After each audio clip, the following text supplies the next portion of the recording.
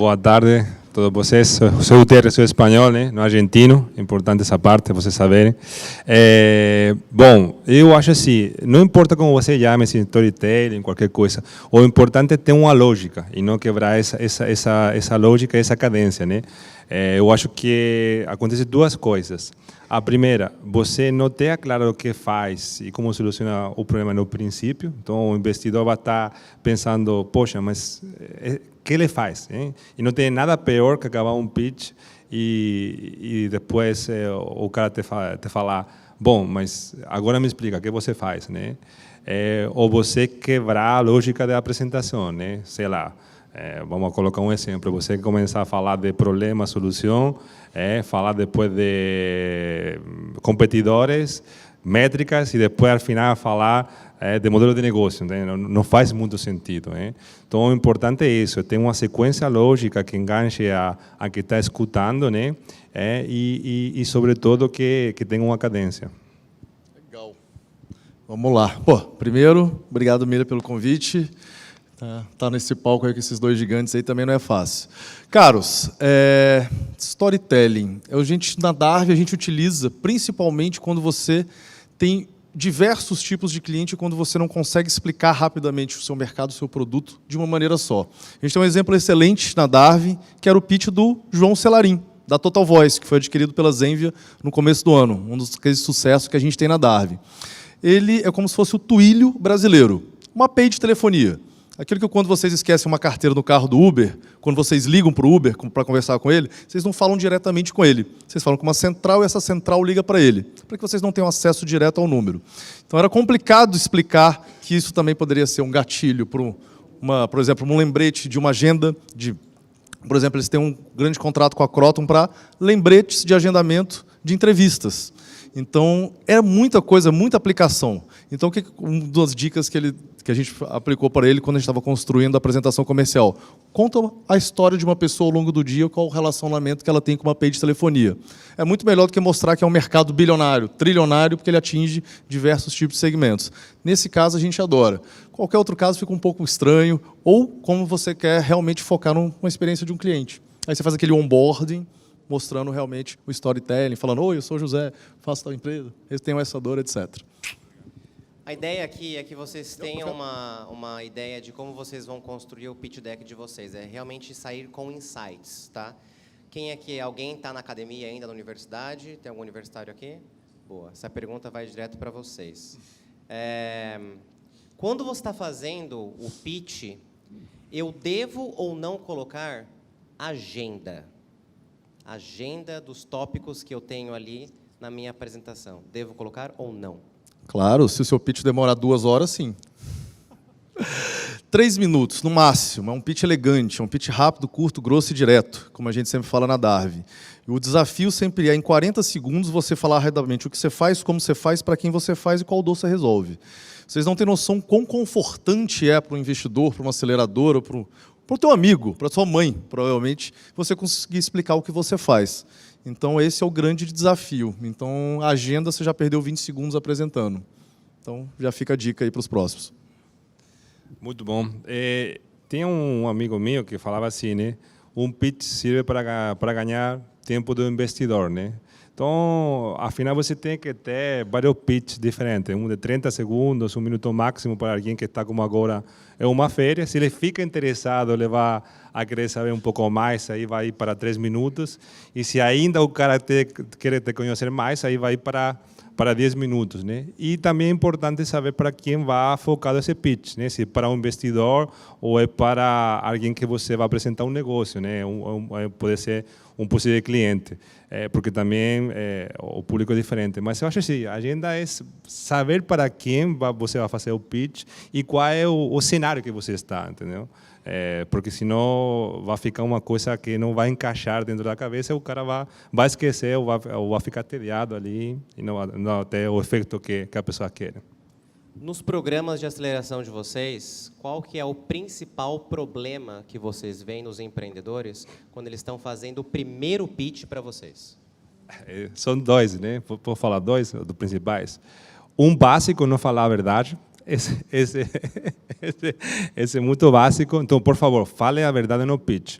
porque depois a gente vai aprofundar, vai ver que os dados não estão batendo com a realidade, são exagerados, né?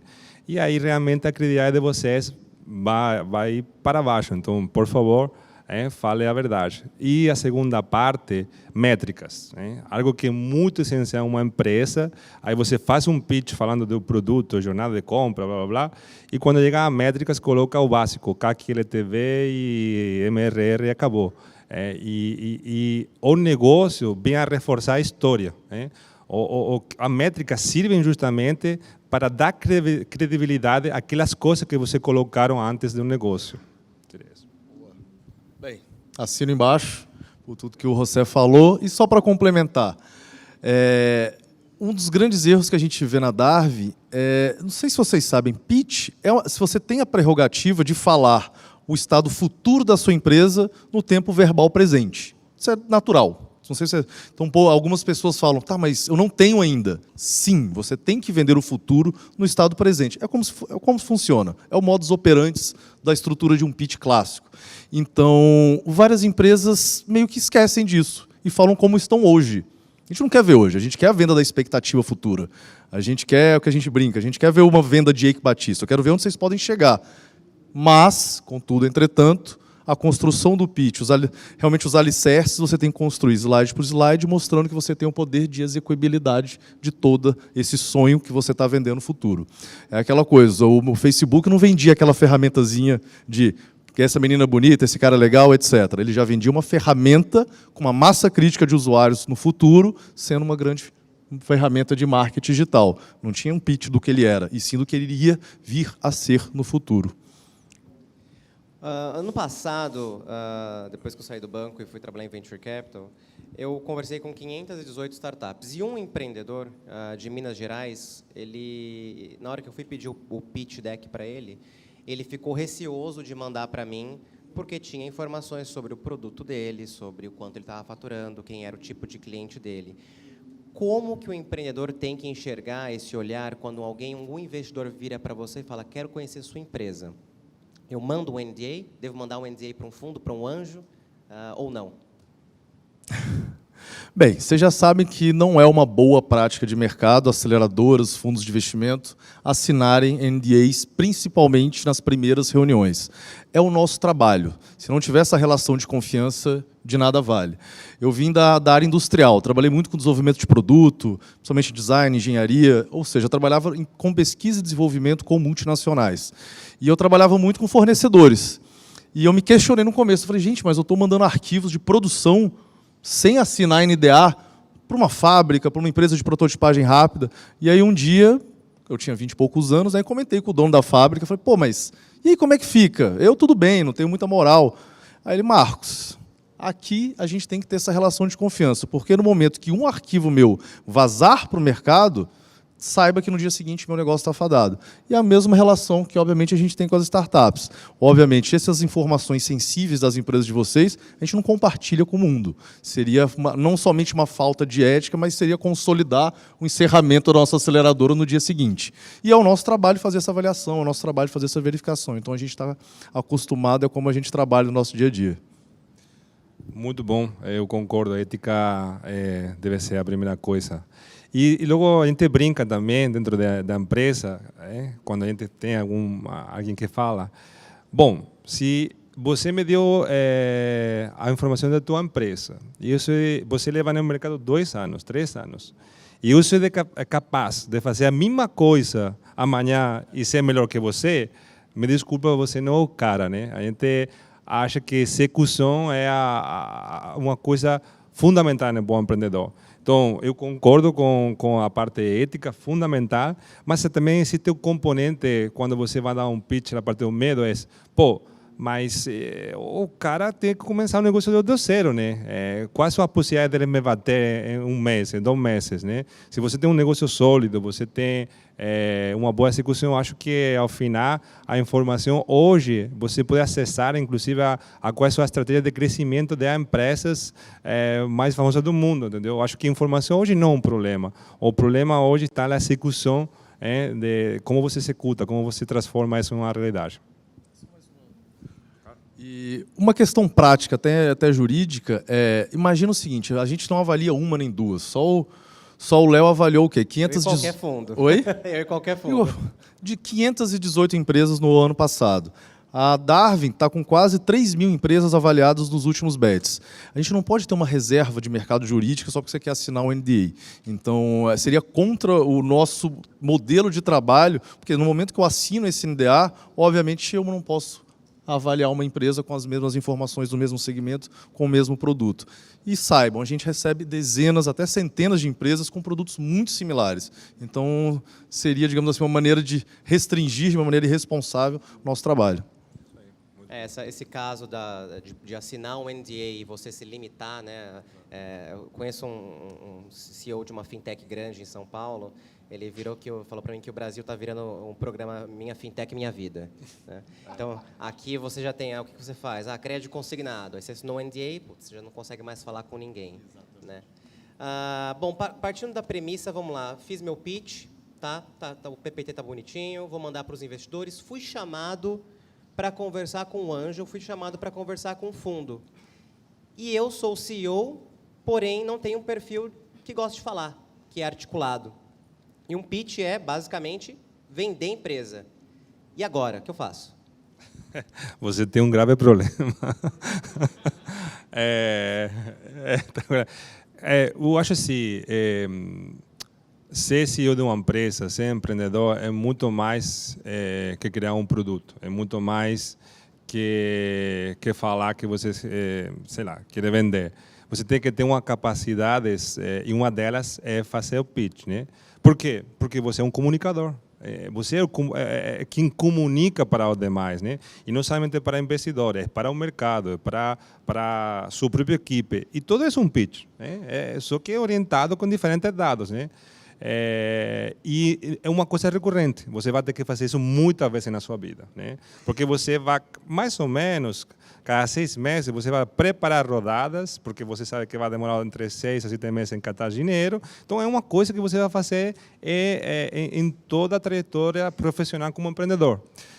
Então, não tem essa de eu ser um CEO e não sei comunicar. A gente tem vários exemplos dentro de casa, e não vou falar quem, mas que quando chegaram eram totalmente nefastos fazendo pitch, né? Tinham vergonha, ficavam travados.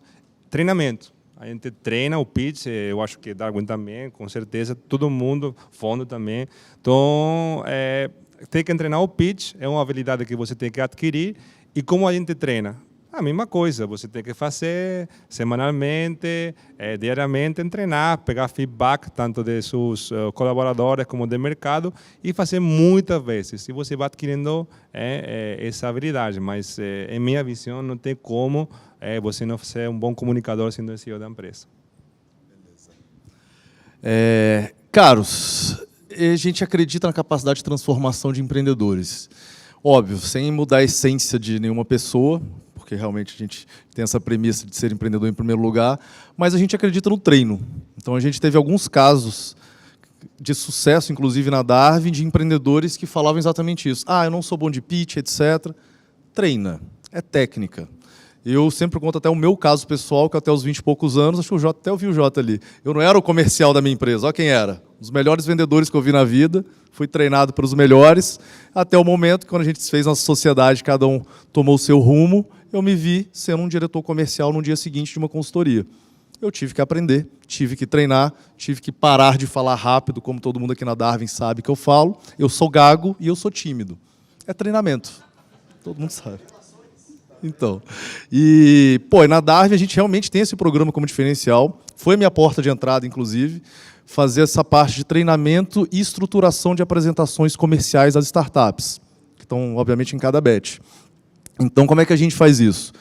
Pitch de 30 segundos, 1 minuto, 1 minuto e meio, 3, 5, 7, reuniões de 15, estruturação de reuniões de 30 minutos. O diretor comercial e o CEO têm que estar preparados para qualquer tipo de encontro nesses intervalos, com, sem apresentação, com audiovisual, somente no gogó, formal e informal, para técnicos, público em geral e para parceiros estratégicos. Esse é um dos módulos mais legais, pelo menos que eu acho, durante o programa de aceleração da Darwin. Praticamente todas as startups aceleradas saem com toda essa estruturação de apresentação que sejam pitches, que sejam para apresentações para investidores, técnicos, parceiros estratégicos, ou, principalmente, para atrair novos talentos, né? Então, é um módulo bem interessante, que acontece normalmente no último mês da aceleração, que está dentro do programa de pré-Demo Day, que normalmente a gente encerra e consolida a graduação das nossas empresas no final do programa de aceleração. Cheguei no escritório, estou em frente ali ao partner, ele vai me ouvir, tá? Meu PPT está bonito. Aliás, mandem PDF, não mandem PPT, tá? Eu já recebi muito PPT, não mando. Estou em frente ao partner, ele vai me ouvir.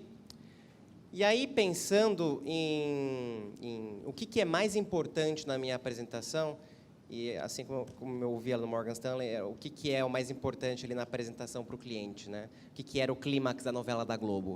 Eu deixo o clímax numa apresentação para investidor no final, no meio ou no começo? Me deslumbra no primeiro segundo, melhor coisa. Que tem algumas boas práticas de estruturação de pitch deck e a maioria delas sempre comece com o seu problema, comece com o seu problema. Beleza, 95% dos casos faz muito sentido.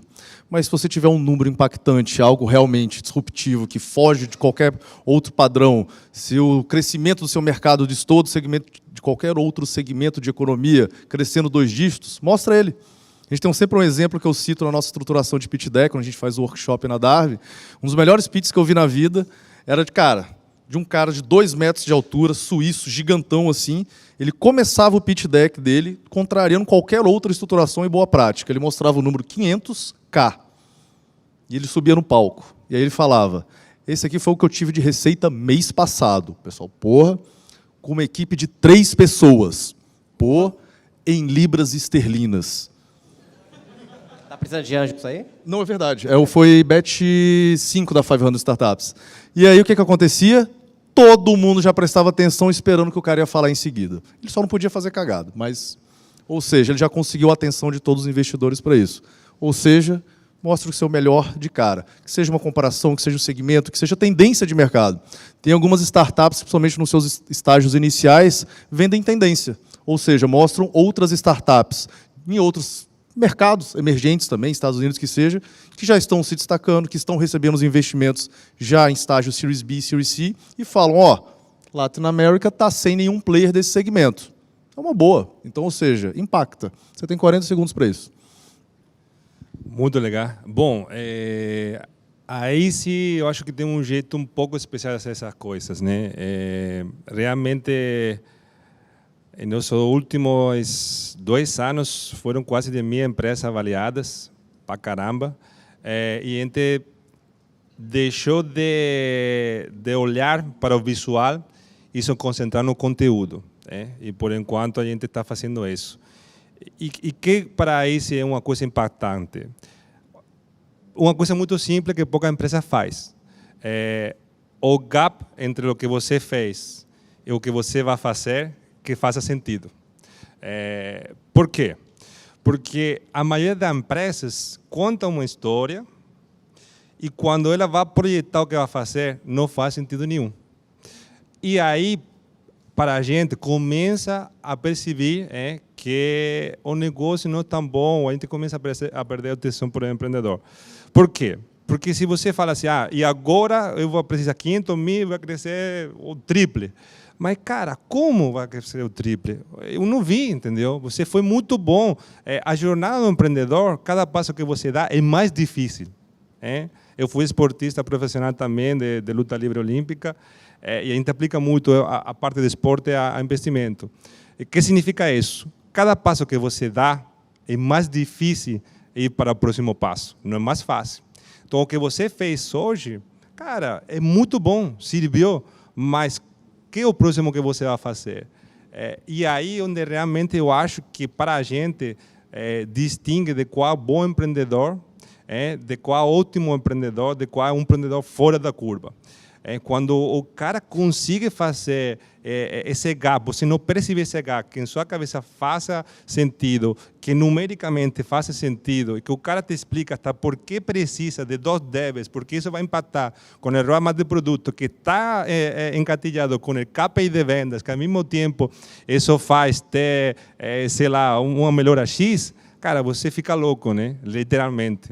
Então a gente deixou de olhar o tema visual, óbvio, todo mundo gosta, né? Eu não estou falando para você me mandar um PDF muito bom, em vez de PPT em branco e preto, estou falando que visual, obviamente, entra e gosta, mas, cara, como você faz esse racional de presente e futuro com a Gap, eu acho que é a grande diferença para a gente agir um bom empreendedor. Pelo menos essa é a nossa visão.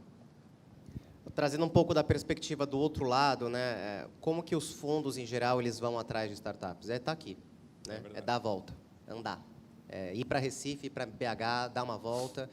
Quando o empreendedor faz um bom pitch, ele me faz sair daquela cadeira e pegar meu cartão e entregar para ele. Gostei do seu pitch, quero conversar com você no escritório. Ele venceu a primeira barreira, que é, puta, me interessei no negócio. A próxima fase é no escritório, onde nós, as pessoas, os fundos, os associates, os principals, os partners, eles vão apontar o dedo em cada número e cada coisa que você colocou na apresentação. Tá? Então, isso é muito importante. A apresentação visual, eu estava conversando com o Santiago, da Reviewer, das 518 pitches que eu recebi e já assisti, o Santiago foi o melhor. Porque ele tem duas coisas que são muito boas. Primeiro, o design da apresentação me chama muita atenção. E segundo, ele fala com paixão sobre o negócio dele. Ele entende muito bem essa frase que ele coloca nas camisas da Reviewer, que estrela é grana. Ele sabe a matemática por trás. Ele sabe que se você não olhar para marketing num determinado caminho, assim, você vai perder dinheiro. E aí, quando ele fala isso, putz, ele me chamou a atenção na primeira conversa. E eu deixei o cartão para ele e a gente voltou a conversar depois de 6 meses, quando eu estava analisando a empresa dele no meu fundo. Dependendo de quem for o investor que está olhando para o material de vocês, ele sempre vai estar olhando na primeira coisa, chamou a atenção? O clímax da novela da Globo foi atingido? Tá? Então, esse é um overview de tudo. Quanto tempo a gente tem mais ainda, Miller? 8 minutos. 18 ou 8? 8, né? Então, vamos abrir para perguntas. Caso alguém tenha, por favor.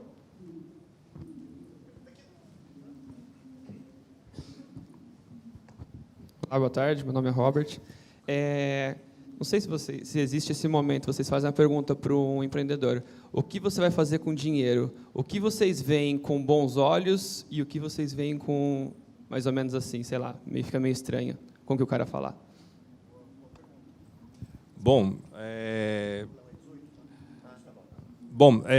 cara, o que você vai fazer com o dinheiro, vai deixar de fazer com o dinheiro, vai depender do que você mostrou em sua projeção de futuro.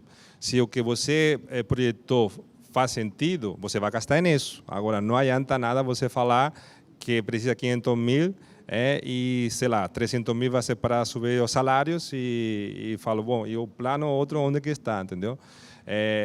Essa é a primeira coisa. O que você falou durante o pitch tem que ser apoiado por a parte financeira, porque eu vou cobrar isso. Eu vou cobrar qual é o teu plano de crescimento.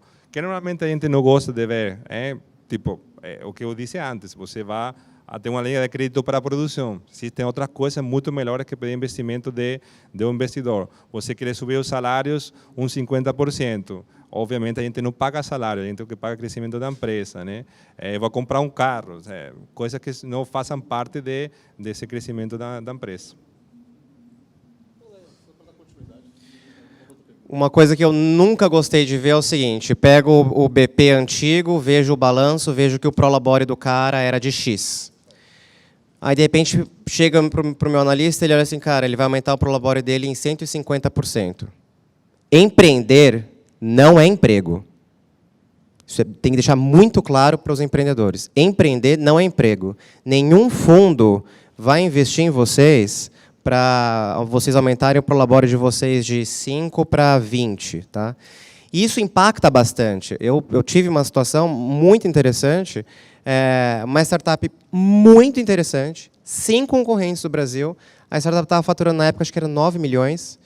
E aí o empreendedor virou para mim e falou assim, puta, então eu tenho que deixar claro o negócio porque é bom falar já. Eu falei, puta, o que é, cara? Aí então eu retiro umas saídas meio altas da empresa, mensais. Aí eu, deve ser, sei lá, uns 30 pau. Aí então eu tiro 100 mil reais por mês. Aí eu falei, putz, cara, você está captando e está tirando 100 pau por mês da empresa? Ele, mas eu tenho filha, né? Custo é caro, blá, blá, blá. Isso é bem normal. Todo mundo tem família, né? E por isso que eu repito, né, empreender não é emprego, né? Esse tipo de coisa é bem comum de estar acontecendo. Uma frase só, a gente dá continuidade para ter mais pergunta.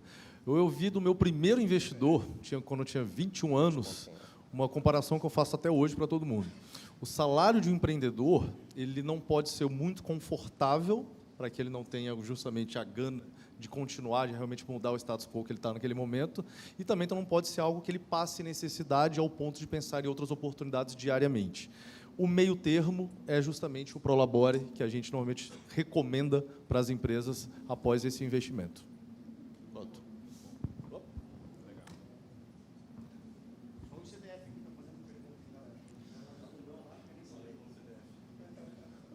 Olá, eu me chamo Rodolfo, e foi comentado no começo que não é legal fazer a quebra de sequência na apresentação de um pitch.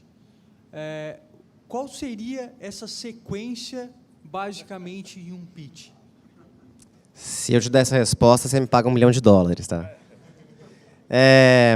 Depende muito, tá? Depende muito. Eu gosto de receber, por exemplo... Imagina o seguinte, cara. Imagina como que funciona a rotina de um partner de um fundo. O cara está olhando o portfólio, vendo pipeline, gritando com o estagiário, fazendo modelo. E aí ele vai ter ali 5 minutos para ver teu pitch, tá? Eu gostava de ver no primeiro slide o problema. Assim que eu ver o problema, aí tem uma grande dualidade de vai para fundo para fundo. Por exemplo, eu não sou um cara para ver B2C. Manjo nada. Nada. Quando eu olho uma B2B, quando eu vejo o problema, eu falei, putz, dá para linkar que não sei quem, não sei o quê. Puta, vou para a próxima página. Então, acho que a primeira parte que você tem que olhar é o problema. Aí depois o problema, produto, tá?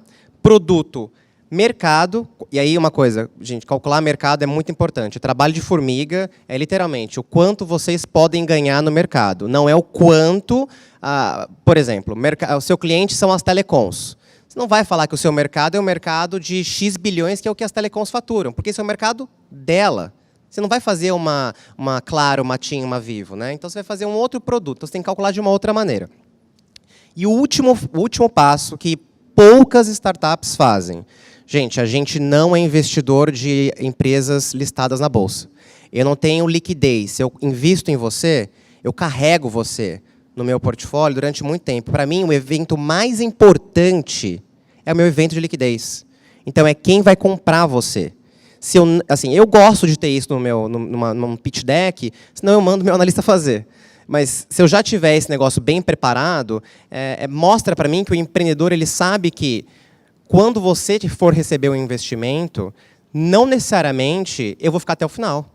Se aparecer um fundo, um Series B, no Series C, que quer comprar a minha participação, tchau, eu tenho que dar justificativa para os meus investidores. Eles são mais importantes para mim, tá bom?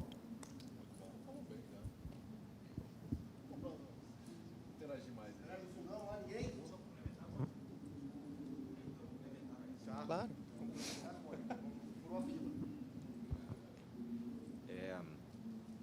Você comentou que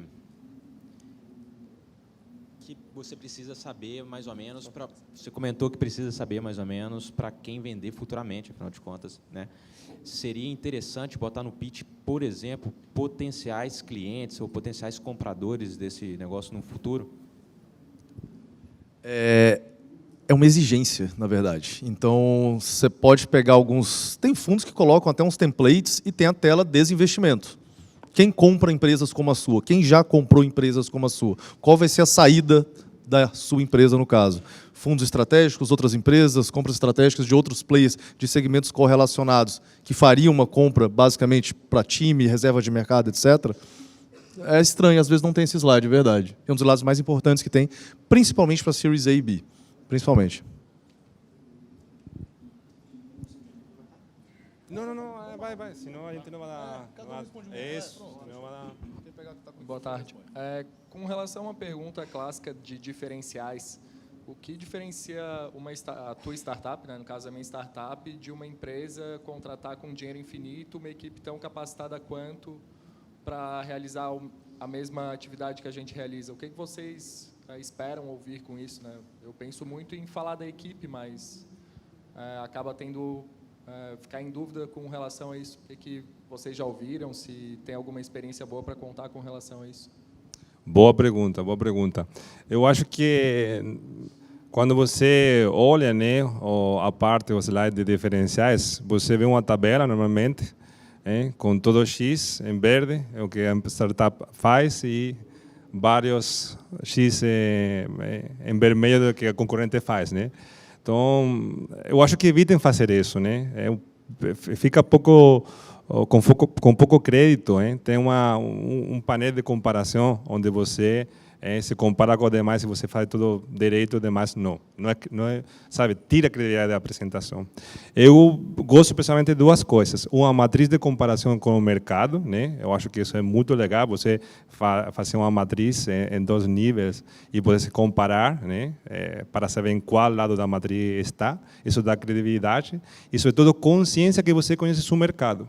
Porque a maior parte de diferencial não está na parte técnica, né? Na parte de atributos e funcionalidades. Está em como você conhece seu mercado e você se pode comparar com o player. Isso dá uma sensação muito boa, dá a sensação de que você estudou o mercado, conhece o mercado e sabe se posicionar. Obviamente, isso tem que vir baseado também por todo o conteúdo que você está colocando. Não adianta você colocar a parte dessa matriz e realmente está em outra, né? E a segunda parte é a execução. Essa parte é bem importante. Se você é uma empresa que já atingiu coisas significativas, né, em pouco tempo, seu nível de execução é muito bom, isso para mim também é um diferencial. Como a gente falava antes, no mundo de fintech, né, minha casa, minha fintech, gostei dessa palavra, hoje você vê meios de pagamentos para fintech, meu Deus, 99,9%, né?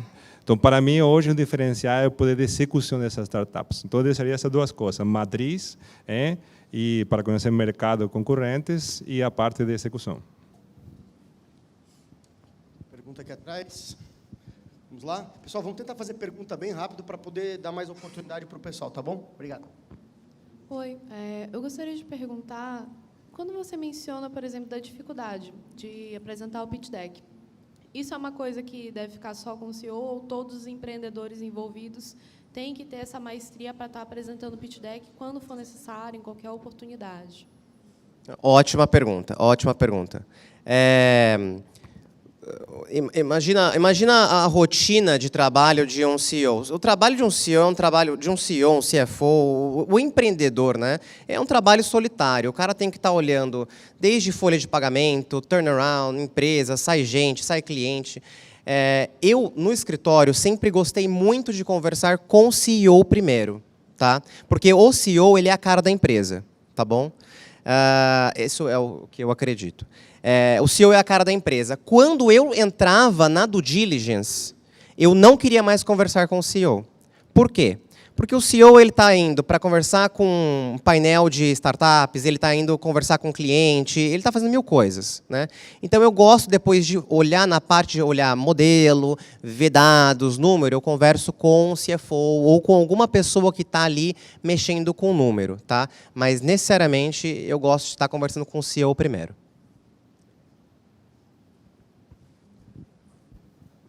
Alô? Opa. Rafael, da Trechim. Eu tenho uma dúvida. A gente fez um pitch para fundo de investimento, captou, e agora estamos num processo de crowdfunding. Qual a grande diferença entre um pitch para fundo de investimento e um pitch para captação nacional? Você está numa plataforma de equity crowdfunding? Perfeito, tipo Exceed, entre outras aí que tem no meio. Basicamente, cara, imagina o seguinte, você está fazendo uma captação em escala. Isso é equity crowdfunding. Então, imagina o seguinte, se você tiver um produto muito de infraestrutura, B2B raiz, dificilmente você vai conseguir ter aquele fator sexy, que é o que a maioria dos casos de sucesso tem nesse tipo de plataforma.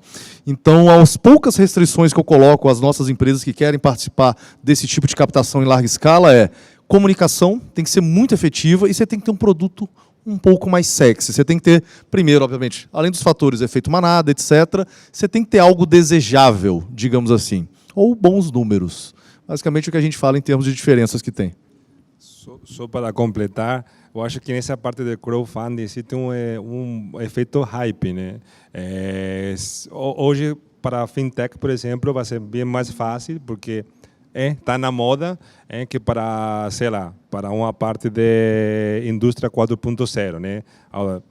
E logo, cada coisa tem a sua vantagem, né? Eu gosto de a gente estar aqui sentada com meus colegas, porque a gente aporta muito mais que dinheiro, aporta essa parte de conhecimento, networking.